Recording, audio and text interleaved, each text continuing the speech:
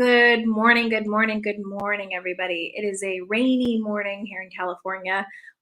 Californians are having a really hard time figuring out how to drive in the rain. And my name is Marissa Friedman. I am with the Center for Respectful Leadership. We're so excited to have you join us.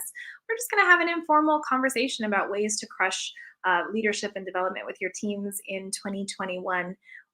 We started doing these live streams right around Thanksgiving, and we've had the impact of, I'm looking at the numbers, more than 4,000 people have taken time to stream our content and to comment and engage. So I encourage, if you're seeing this right now, let us know you're here and drop a hi in the comments. We would love to be able to shout you out.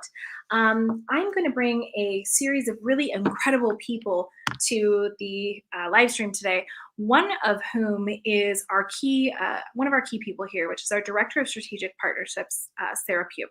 So Sarah, hi, how are you? Nice to see you. Hi. So this live stream was a result of Sarah kind of coming to the table and saying, how can we have conversations with people and not lectures? So I'm going to also bring in our executive director and our special panelist for today, Dr. Maureen Orrey. So here's Greg. Hello, Greg. Hi. I'm Dr. Maureen Orrey. And I'll let them introduce themselves because they both have incredible backgrounds. So Greg, did you want to take a second to introduce yourself? Yes, thank you so much. I am so pleased to be here with all of you today. It is such a pleasure to talk with you and Dr. Mo and Sarah. This has been a journey for all of us. I have come to this over many years of working in the leadership space and found that not enough of us are talking about respect. And so I love having these conversations, and I think people are hungry for them. So thank you very much for hosting this, Marissa. And I'm going to hand off to Sarah. Tell us a little bit more about your work, Sarah. Thanks, Greg. So I think right now people are kind of recoiling from 2020 and thinking, okay, fresh start. It doesn't feel like a fresh start because we're still kind of in this, push pull. Can we go forward? What does the future look like? But what we know from statistics is that regardless of what's happening in our environment, we are in control of what's happening inside our environment. And respect has a huge impact within companies, big and small. And really, it's something that affects revenue. Most businesses don't address respect until there's a problem or there's a lawsuit or there's some oh crap, somebody made a mistake moment, but they're totally preventable moments, and it's totally preventable to actually have it as part of your, key indicators of are we doing a good job by measuring respect in the workplace. Where businesses feel it the most is revenue. They feel it in their ability to retain their top talent, and they feel it in productivity. So whether you have a team of 5, you have a team of 10, or you have a team of 2,000, how productive your people are is a measurement of how respected they feel at work. Are they punching in and punching out and surfing on Craigslist half the day? Or are they staying late and willing to take a bullet for their employer because they feel so valued and they feel like they're part of the team? Like, when the chat bot is ringing at 2 a.m., are you sleeping or are you going, hi, how can I help you? Do you need help with that? Do you need an invite to one of our events? So that's a good indicator of people's engagement, is the measurement of how valued they feel at work. And maybe there's people that can give us real example. Marissa, we have statistics actually. Yeah, we have some reports. I would love to introduce, though, Dr. Maureen Orrey. Not only is she a member of our esteemed advisory council, she has an incredible background in leadership. She actually wrote some of the first kind of what I would consider primers in books on diversity and inclusion, as well as communication skills training. So I'd love to welcome Dr. Orrey. Did you want to introduce yourself to everybody? Yes, thank you, Marissa. Great to be here, and good morning. I am Dr. Maureen Orrey. My organization is the Workplace Learning and Performance Group, and we have been doing leadership development, diversity and inclusion for anything from small businesses to Fortune 50 organizations for over a decade. And I'm thrilled to be a part of the conversation today. It's really important, as you say, Sarah. So often organizations, leaders wait till things blow up in their face to deal with it effectively. And it doesn't have to be that way. I think you're absolutely right. And I actually, because I'm a statistics girl, I'm the data nerd, right? And I look at the data. And one of the biggest things that I saw, the Harvard Business Review published an extensive series of articles on how employees who felt that their voice was heard, right, had an average of 4.5 times more likely to perform at work. And I kind of wanted to ask each of you today to kind of think about that kind of a little bit and think about a time perhaps where maybe you were in an environment that wasn't supportive. Or maybe you kind of just felt like demotivated. They have the motivational posters and they have the demotivational posters. I often joke with Greg about that. And I think when each of us feels a little bit disconnected, there's a level of disengagement that happens, right? And you don't feel, you're not feeling it, right? Can anybody remember a time maybe that they were working with a leader? I mean, I'm happy to share my own experience. I grew up in the industry of banking. And banking is a very tough industry because you're trying to help people make great financial decisions. You're also required to sell them stuff, right? And so the hardest part for me was hearing that someone was having a challenge and then immediately saying, okay, well, what programs and services can I offer you? There was a disconnect in that process. And I remember asking, hey, is there a better way that we could do this? And they said, hey, you have a quota. You need to meet your quota. So figure it out. And I remember just going into work every day and dreading having to sit at the desk because I knew if I didn't hit that quota, maybe my job was in jeopardy. And it actually didn't make me work harder or smarter. It made it a chore and I ended up leaving. So I'd love to hear kind of what you guys have noticed. Dr. Orrey and Greg, you guys are in the field, right? So you're dealing with leaders firsthand. You're witnessing these things and you're making recommendations. I'd love to hear your thoughts on that. I'm going to jump in. Thanks, Marissa. I was working many years ago as a journalist for a newspaper group in the UK.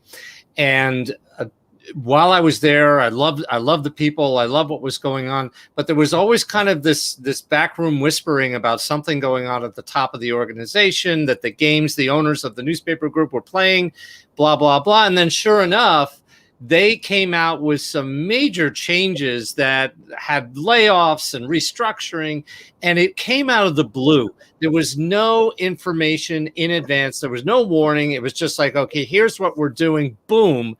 And it affected so many people. Everybody got the morale went through the floor.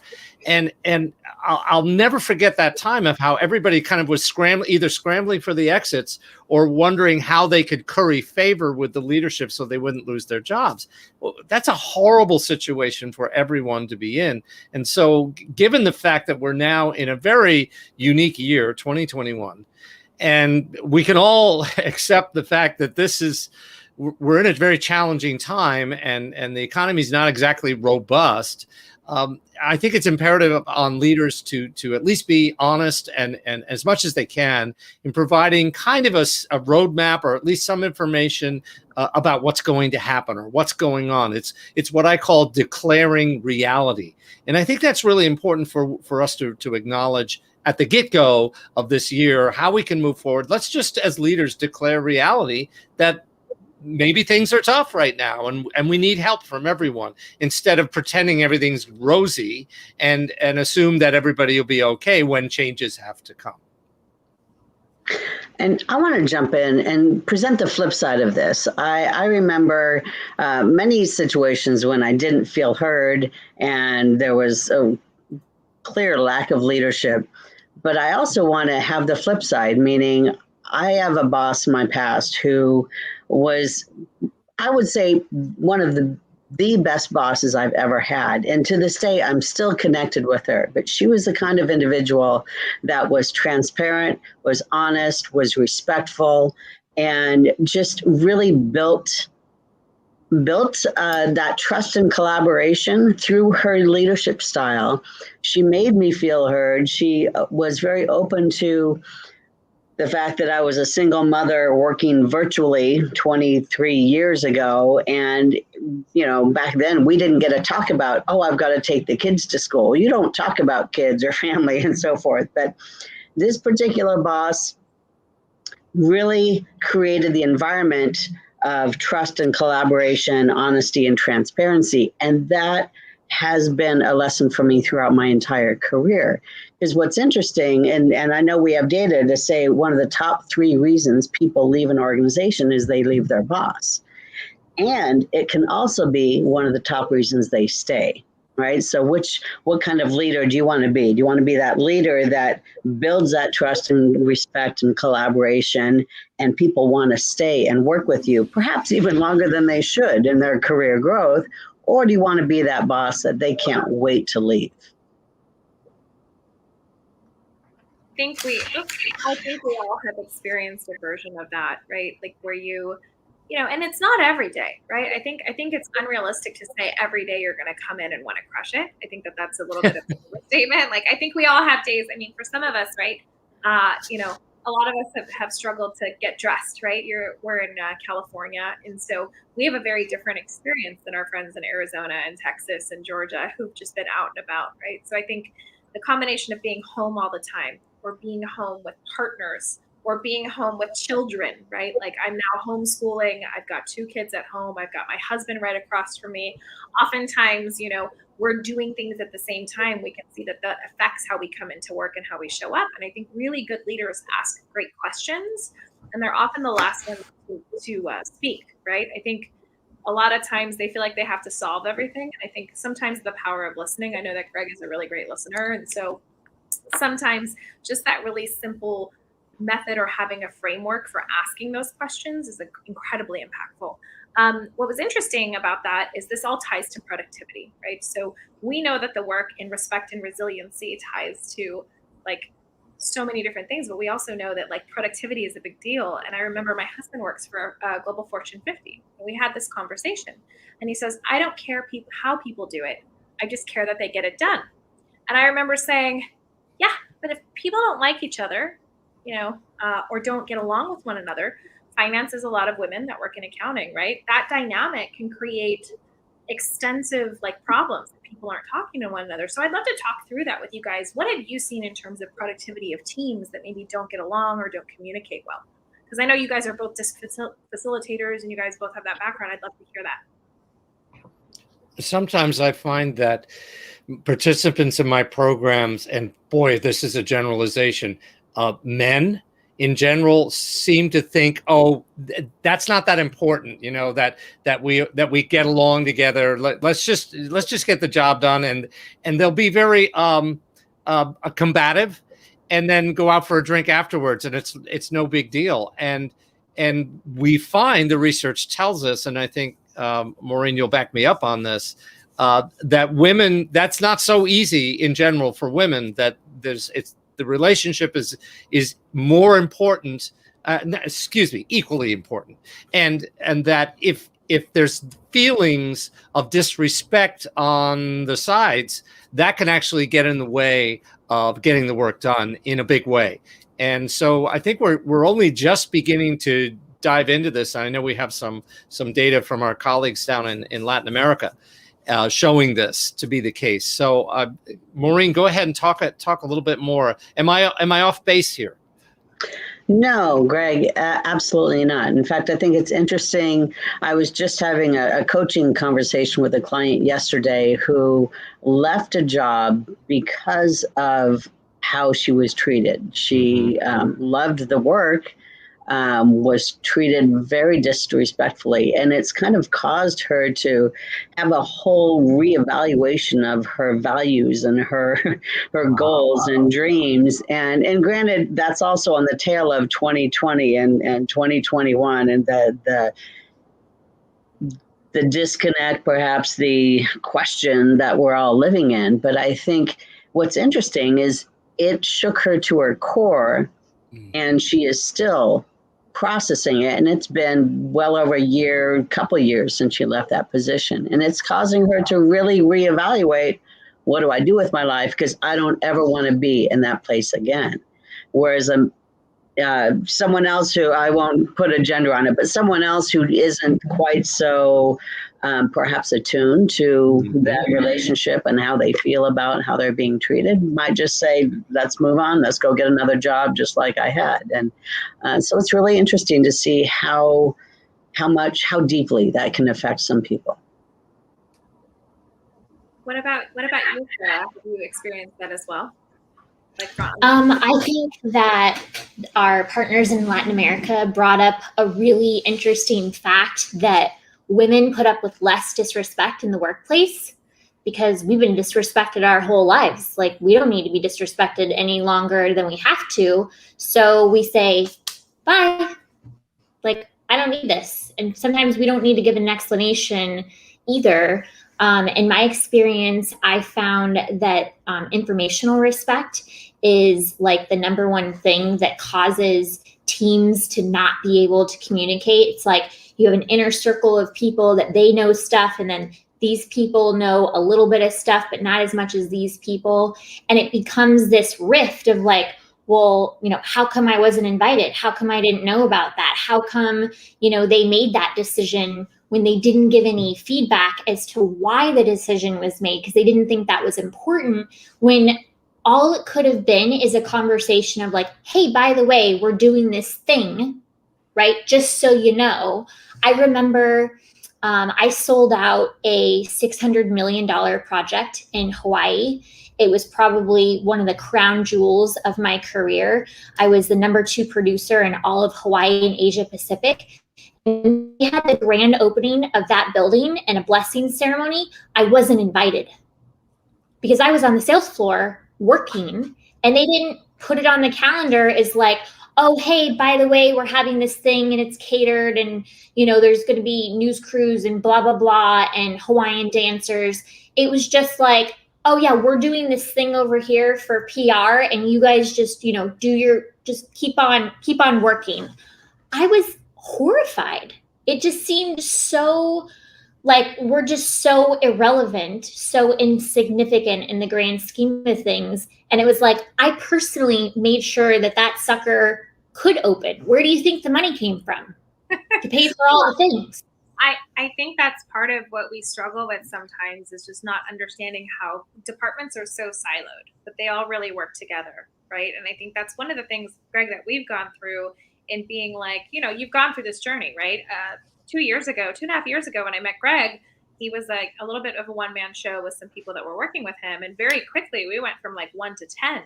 And so in that process, when you have to loop people in, you're not intentionally excluding anybody from anything, but you're also not talking every day because everyone is like, I'm laser focused on this. And so what I've learned is communicating even when things are tough, right? And knowing that you have to have enough trust in the team is important, but also being resilient, which I know is Maureen's expertise. When we talk about resiliency, these are not embedded skills, right? Like anybody that's been an individual, like I know Sarah's been an incredible individual contributor to some organization. It's hard. We've talked about feeling like we have targets on our back because we're doing really well. So Maureen, could you speak really quickly a little bit about how resiliency and respect work together? Because I think it's a beautiful marriage of kind of the 2 different modalities that you and Greg use, and how practical they are and how simple they seem, but yet nobody invests any time into it unless they've lost top talent, unless they're performing poorly, unless they have a lawsuit. So I'd love to hear what you guys, think about that. Specifically, like have Maureen and then maybe Greg, you guys can banter a little bit. I think it'd be really important. Sure, absolutely. Thanks. And, one thought comes to mind, Sarah, as you were saying, the data from Latin America is saying that women don't tolerate disrespect. Well, and is that because we just leave without saying anything and we don't have the conversation, right? So part of resilience and respect, the marriage of the two, means building better relationships, having better communication skills, knowing how to have those difficult conversations without alienating your colleague. And also, but part of resilience is knowing yourself, like knowing, how am I with building relationships? What are my own coping skills when it all hits the fan? Can I have not only those conversations, but can I take care of myself and help myself through perhaps the emotional pain? I've developed what I call a stay afloat resilience model and a resilience capacity quotient assessment to help people really understand that resilience isn't just grit. In fact, I like to say it takes more than grit to stay afloat, because it's not just dogged determination that helps us be successful. It's that whole balance of connection and relationship and adaptation and rebuilding skills and taking care of ourselves that really help us put it all together. And so a foundation of not only respecting others, but respecting yourself enough to to see that journey through. What do you think, Greg? Well, I thank you. I often tell the story of when I was a boy and I met Muhammad Ali, and because my dad was a sports writer, and Ali came to the house and was interviewed by my dad. And at the end of the interview, I met him, and he asked me what I wanted to be when I grew up, and I knew my dad was a writer of some kind, so I just said, well, I want to be a writer like my daddy. And he said to me, after asking me a few questions about whether I liked people or not, which was kind of funny, he said to me, let me give you a piece of advice. And my father never got tired of reminding me that Muhammad Ali said this to me when I was 5 years old. He leaned over and he said, you respect yourself, young man, and you respect other people, and you'll do okay. You respect yourself and you respect other people, and you'll do okay. And I was thinking about what Sarah had said a little while ago about the story you told, Sarah, about the work you had done and how you basically were ignored once they had the big celebration. And I just thought, I felt so badly for you. And I thought, God, what did you stay? I wanted to know, did you stick around? Did you say, okay, I'm out of here? Because that's a huge amount of disrespect that they threw your way. And I'm just curious what happened. I got an offer to open a property in New York City. And I think, that was probably not the straw that broke the camel's back, but the straw that did break the camel's back was I had a deal that was about $250,000, and the family wanted to sign papers at 5:00 because they had a plane to catch. Or no, it was like 3:00. And I remember the notary team said, I'm sorry, we don't have a notary available until 5. And I walked back there. There was no one waiting. There were no deals waiting. There were people standing around. And I thought, why are they telling me that they can't sign a deal? And by the way, $250,000 in that realm, like the average sale was like 50, maybe 60. Okay, so 250, people better jump. They better be like, wow, this is a whopper, right? This is the work of 5 people in one day, in one deal. And they were just like, nope, sorry, we can't help you. You know why they did that? Because they had a beef with another department, and they were mad because they felt undervalued, they felt underpaid, and their rebellion was like, screw you. We're just going to make it hard for everyone because we're unhappy. And I remember going to the director of that department and being like, what's the beef? Who do I have to kill? Who do I have to bribe? What can I do? Because I'm the peacekeeper, right? What can I do? Like, what do you guys want? What would make you happy? I mean, I was ordering Korean barbecue and bringing in like lemon bundt cake. It was like, if I suck up to them, maybe they'll take care of me. And it wasn't enough. And I remember him saying, we found out that they get more money than we do, and we have to do more work. How is that fair? I think, and I was I think you speak to something that we see all the time, even in tiny companies. And I want to acknowledge we have Marvin Epstein that's watching the live stream right now. Marvin is. Hi, Marvin. Hi, Marvin. Marvin is a philanthropist and a fantastic business owner, and he has a very soft leadership approach and style. And one of the things I love about him is he's such a great listener, and he was sharing some of the commentary, which, hey, creating an exercise to do this stuff is fantastic. But I see this in organizations where departments are almost pitted against one another. And it's almost kind of like sales is compensated in some industries, right? Purely it's like what you do. Whereas everybody else around them is getting a consistent paycheck every week. So not only is there a disparity on how people are getting paid, but if I am getting paid based on somebody else's production, right, I am more motivated to make sure that they do stuff. Versus if I'm just coming in and I punch in at 9 and I get out at 5, I'm not compelled. And that actually leads us into the statistic that I had churched, which is basically that companies with highly engaged workforces, now this came from a Google study that was done in 2019, companies with highly engaged workplaces are 21% more profitable. So a workplace where people understand the relationship, like for example, between sales and marketing. Sarah and I get into this often, where we recognize that we're interdependent on one another, right? Like marketing has to do enough brand awareness that people know about the organization. And then sales has to nurture these relationships, right? These sales cycles can be really long. And so it can be a crazy process. But I'd love to speak to that, because I think we've all gone into a business perhaps and watched and observed when we go into that business how people are behaving. Or even during COVID times, you watch how people talk to one another on emails, or when someone says something, you see them lean into a screen, or you see them roll back into a screen, or, you know, my favorite thing is they just turn their camera off because they don't want anybody to see them. So I'd love to hear what you guys think about that, because I really, actually, I truly believe that, right? 21% more profitable. That makes sense, right? Because if someone's engaged, they're going to come in and be fully committed. I'd love to hear your thoughts, because I know, Maureen, you've worked with really large scale organizations. Greg, you've done the same thing, and you've had the opportunity to work one-on-one with some of these people. I'd love to hear your thoughts.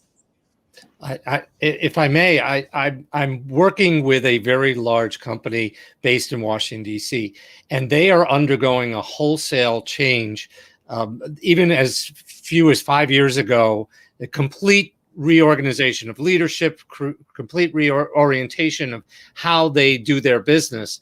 And what was happening before, because I've worked with them for so long, was it was very much a hierarchical organization. There was a strict pecking order. Information wasn't necessarily shared, and engagement was hard to find. So what the organization decided to do was be much more open, much more transparent, make sure that people walk the talk around their corporate values than just put it on a piece of paper.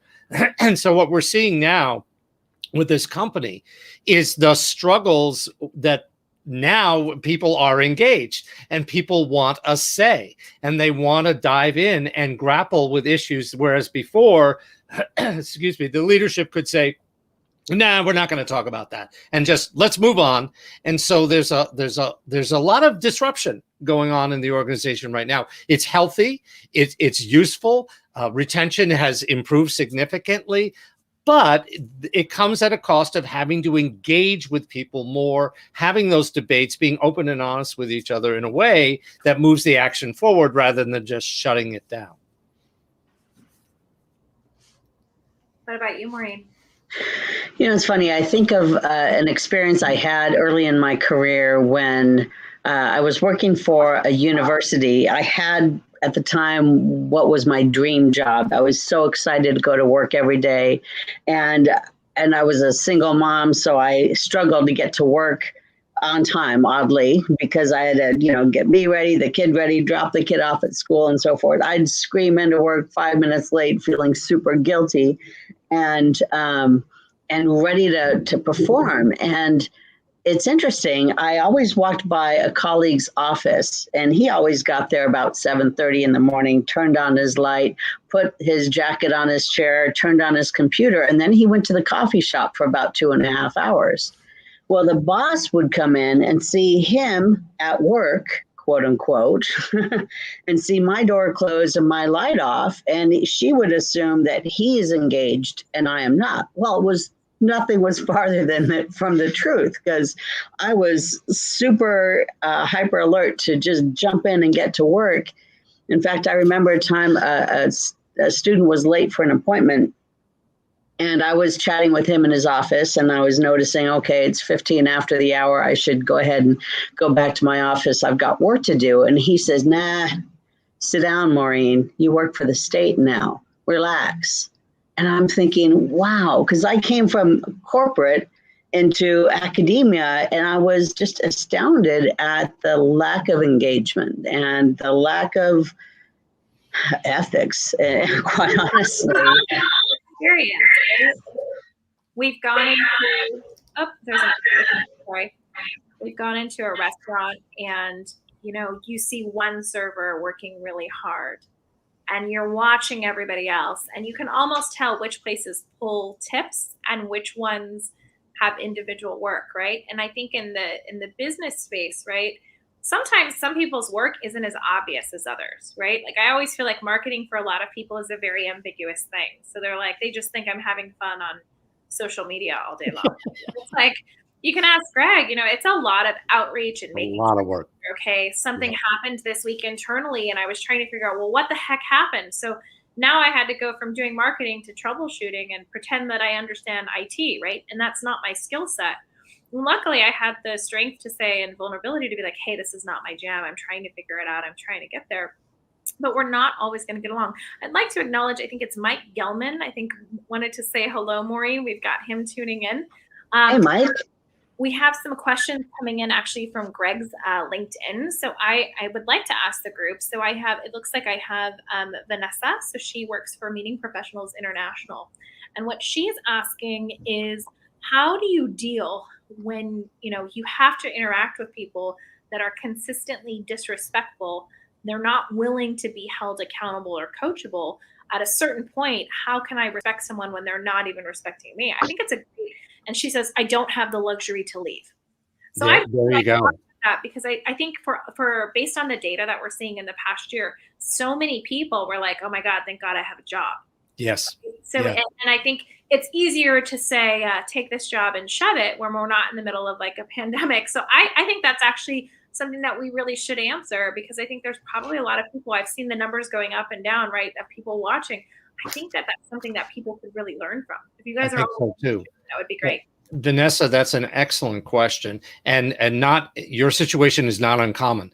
In fact, it's very common that people are feeling stuck in a situation where they're not respected. They're treated disrespectfully. The people around them are behaving disrespectfully. And you're thinking, this is a pit of hell. What do I do? How do I get out of this? One of the things you may want to consider is that you won't be able to change others, especially if they don't want to be changed. So if you have what I call a vent buddy, if you have a colleague who you trust, who you can take aside and say, give me 5 minutes, I just need to vent. And so you can get that stuff off your chest, and that will help you to feel better. It doesn't necessarily solve the problem. Another thing you could do is there anyone in a leadership role in that firm, your organization, whom you trust enough to go and unburden your heart with them and just say, look, I feel like I'm in a situation where people don't respect each other and they're not respecting me, and I'm stuck, and can you help out here? And maybe that leader can at least provide you with some coaching and some guidance, and maybe they have some authority to do something about it. The problem is, if it's a disrespectful culture, the fear you're always going to have, Vanessa, is, if I share this, is it going to come back at me? Are people going to take it out on me? And so I am so sorry to hear that you're in that situation. And Dr. Mo, have you got some help for Vanessa? I do have a couple ideas. Thanks. Good. And I think the vent buddy is a great idea, just so you don't bottle it up. I think also what's interesting about perhaps toxic cultures is the assumption about communication. And Vital Smarts has done some great research, and Vital Smarts has published the book Crucial Conversations. I've been certified in that model for many years, because I think sometimes we need to have those crucial conversations. We need to use that ladder of inference and be able to have a skilled conversation to say, here's what I see going on. Here's what it makes me think and how it makes me feel. Can we talk about this? Because I think it's important to have those conversations. And I will give it to you, Vanessa. There are some people that don't want to participate. And I think there are other strategies, for example, like Greg talked about, that could be taken on. But sometimes we just need to have that heart-to-heart conversation. We don't know what's going on in their life, what assumptions they might be making. In fact, there's a great story. When I was a teenager, I was a waitress at a restaurant, and I had boss started showing up late to work. No, it's not always a theme. Just bear with me, right? But I was a great employee, had a great relationship with my manager, and then I started showing up late to work. I never told him what was going on in my life. It was very significant. But I show up to work one day, and he's standing outside the doors of the restaurant. I'm in uniform, he's in uniform, and he ripped me a new one. He just drew me up and down, yelled at me, and I was thinking I was fired. But he's like, no, go ahead and go to work. because he was going to give me the benefit of the doubt. Well, because I at first was 5 minutes and 10 minutes and 15 and 20. What I had to do was tell him that my brother has been diagnosed with cancer and he's literally on his deathbed. And my father kept saying, you got to go to work, life goes on. But the reason I share this story is because if that manager had said, hey, I noticed that you're being late, it makes me think that you're, a partying college student that doesn't care about her job. And it makes me pretty angry that you're taking advantage of our relationship. What's going on? He never had that. He just waited till he couldn't take it anymore and he blew up at me. But I think don't you think that requires a little bit of a level of vulnerability that a lot of, especially women, we go into the workplace with our armor because we do, like, feelings aren't good, right? That's kind of, I grew up in that era, right? I remember my female bosses mentoring me and saying, if you got to go outside, if you got to cry, go outside. This erodes morale, right? Like I remember thinking, okay. And it's really, really hard for me to be vulnerable or heart-centered or any of that jazz. Marvin asked a question that I thought would be really helpful, but I think, again, vulnerability goes along with trust, right? And I think for so many of us, that's really, really hard to do. And to be vulnerable is like, is this person going to judge me? Are they going to tell other people? Will other people think I'm weak? I think that there's all those things. And it all comes down to, if we had a baseline of respect, right, for one another, we could do that in a safe space. Marvin, I don't know if this is going to fit on the screen because it's a two-part question. It's very, very long. But it says, and I love you for it, it says, I'm going to hide it a little bit because it's really long. It basically says, how do you address with companies that want to pay less because their justification is, you're working remotely, so you're not a line item in an office, right? So that's the first question. And, because that, as a consultant, that puts you in a tough place. I think that's actually a really valid question to explore, because I think a lot of people are going, well, I'm not paying for an office. I'm not paying for coffee or donuts or birthday celebrations. So I'm going to just go ahead and take that off what I would have paid you before. How do you guys feel about that? Because I think we're all remote and we're all kind of in the same boat. I see Greg's face going, nope. so why don't you share how you feel about that? Because I think that's important. My first reaction is that is the fastest way to disempower someone, to have them feel disrespected, to have them feel like, okay, really, that's how much you value me? You're going to pay me less because I'm working remotely, without even thinking about what goes into working remotely. Like you said, Marissa, having the kids around, them in school remotely, and all the challenges of working. I would love to have an office that I could go into. I'm very fortunate that I have one on the back of my property, but I didn't used to. I used to work out of my damn kitchen. For years, I had my office serving my clients out of my kitchen. And I would love to have an office. So to tell me, yeah, we want to hire you, but we're not going to pay you nearly as much because you're working remotely, I might even turn around and say, well, maybe this is not the right fit for me. Thank you very much, if I have that luxury. But I just think that's a quick way to send a message that we don't value you enough to pay you what you're worth.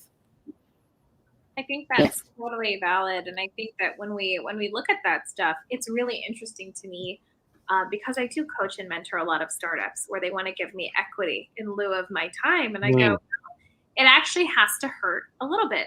You actually have to feel the pain of writing me a check, because I have learned in my time, unless I say to a colleague, hey, I'd love to help you out with this, but this is what I need in return. Maybe it's not money, right? Maybe it's like, hey, I want to talk about what we're doing. The reciprocation isn't there. So with that being said, I'm going to leave you with a couple of things that I noticed. One, we talked about improving productivity and kind of retention of top talent by creating some transparent cultures.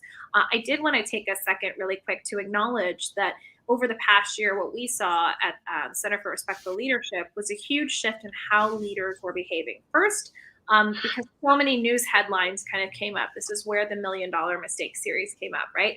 I said, wouldn't it be fun to talk about all the mistakes all the big companies are making and all the simple solutions that they could be implementing if only they could take a second? And I think it's really hard. So what we ended up doing was creating what's called the roadmap to respect. And I'd just like to interrupt really briefly to have Sarah speak to the roadmap to respect and some of these programs, because I really do think there is such an opportunity at any budget to participate and implement this in your own cultures. And I think a lot of people immediately say this is a luxury, and I don't think it is. So Sarah, I'd love to have you speak to that.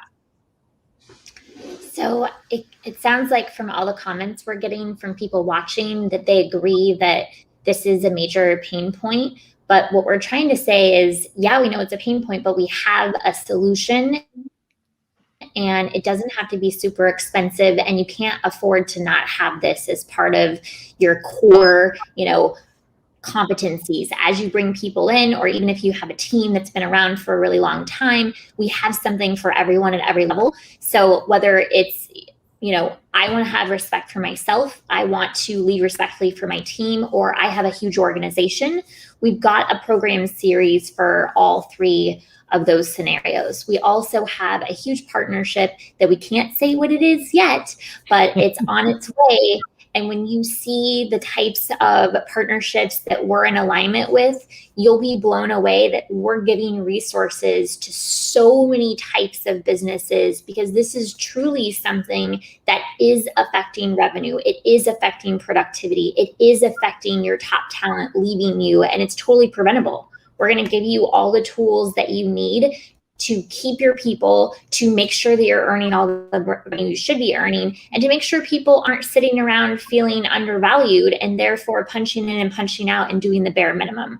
Because that's really like the difference between, do you need 10 people sitting around, or could you streamline that process with 5 people, right? How much would 50% of your workforce cost you if you didn't have to write that check? So these are things that, if you had this raving fan of employees, these people that would take a bullet for you, right? You might have 1, you might have 2, but what if you had all of your core people feeling that way? How much more successful could you be if you didn't have to go out and replace people over and over and over again? I've been in companies where you'd have to walk by the pictures on the wall to know who still worked there, right? And I've been with companies that have had the same people until they die or retire. It's a really, really different culture, and the amount of stress at the top to have people that they know they count on versus, I don't know if that person's going to be here tomorrow or in 6 months or next year. I don't know if I should invest in a $200 chair or if I should have them sitting in something crappy that's not ergonomic, because you don't value that person as part of your team forever. I would like the $200 chair. I'm putting it in my I still like a new sit-stand desk. And one of our watchers says that this is great. So I think they're agreeing that I need a new ergonomic setup. I think you're right, Marissa. Yeah. There's a chair in your future, Marissa. It's in the box at my house. So just a couple of things. I really appreciate Greg's commitment to ergonomics when working from home. I think the team is going to be very excited, as well as You're killing me here. So this is what happens when you can put somebody on the spot. Really quickly, I just want to acknowledge a couple of great books to read. We have a couple of resource guides that are available to you. 2 books that are must reads. Okay, one is right here in this live stream. It is called The Respectful Leader. Now, this is kind of the catalyst for everything. I actually met Greg through Dr. Orrey, and she said, "Hey, I know this guy." And I went, "Okay." And then she said he was in leadership, and I went, and that was my response. And what I've learned from Greg, I read the book, it was phenomenal. Really simple, practical ways to integrate respect into your ecosystem. The complementary book to that is also Dr. Maureen Orrey's book, which is A Year of Resilience. And it's basically different things that you can do every week to stay afloat. Now, for most people, you're watching this and you're thinking, we've seen the comments from Marvin and Mike and Vanessa. I know that a lot of you got value. And the greatest gift that you could give to us would be to support the work that we're doing. If you enjoyed this live stream, comment, like, and share with your networks. We want to get this message out to people. And what we're doing a little bit differently is I don't want to send you a 25-page email sequence every day in a row. So for those of you that have joined us, I'm not going to clog your inbox. But what I do want you to know is that if you enjoyed the program that we have today, this is the best thing you can do for us. If you can comment, you can tell us how much you love what you're seeing. You can let us know and share this with your network, and you can submit ideas for things that you think are important to you. So this is an opportunity for you guys to be selfish. We do a solution session once a month where one of our advisory council members will help you figure out really tough, sticky situations in your business. And in order to get all of that, you have to be a part of our community, and there's no cost to join that community. So with that, we are coming down to the final 30 seconds. I want to give everybody about maybe 30 seconds to kind of give us their final thoughts. Like, if you could have done something differently in your career, right? Think back to all the mistakes you've potentially made, because I don't like to talk about the good. I like to talk about the bad. What is one kind of fail forward moment that you've had that's transformed the way that you lead today? And I'll go ahead and start with Dr. Mo. That's tough. There's so many things I could have done differently, right? I think what I could have done differently is to be more open and transparent. Sometimes I have a tendency to duck and cover when things get challenging for me, and perhaps to trust the process, trust my friends and colleagues, and be more open and transparent when I was struggling with things in the workplace. What about you, Sarah? So I think for me, I have really, in the last 18 years, kind of figured out know when to hold them and know when to fold them. Some of the best advice I've gotten from coaches that I've paid exorbitant amount of money to get their advice is, if it's something outside of your control, you have two choices. You either stay and you just accept that it is what it is, or you leave.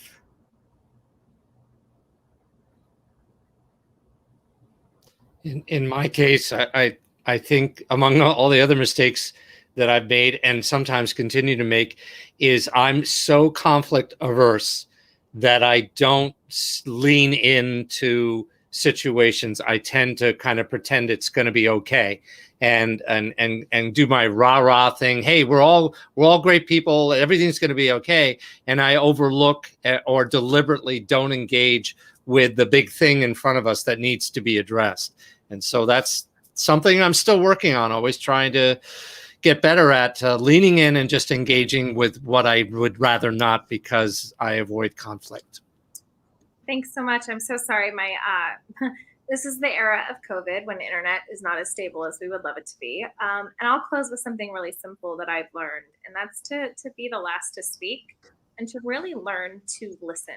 The biggest mistakes I've always made is assigning how I'm getting someone's message with all my values and my feelings and all of my trauma. And that is a really hard thing to do, to just be able to listen to someone without formulating your response, right? So I think we all had a great time today. Marvin, thank you so much. I can't see which users are saying this, but I love seeing these great messages because it lets us know that we're on the right track and we're doing the right thing. Even though, there's a lot of flash and pomp and circumstance. This kind of stuff, you guys, look at the chat. It's on fire because I think this message really resonates. So again, I'm going to ask you to share it if you loved it. I can see that some people admitting that they're working on stuff, which I think is great. We're all works in progress. And with that, we're going to wave goodbye. Have a great day, guys. Thank you all. Thanks.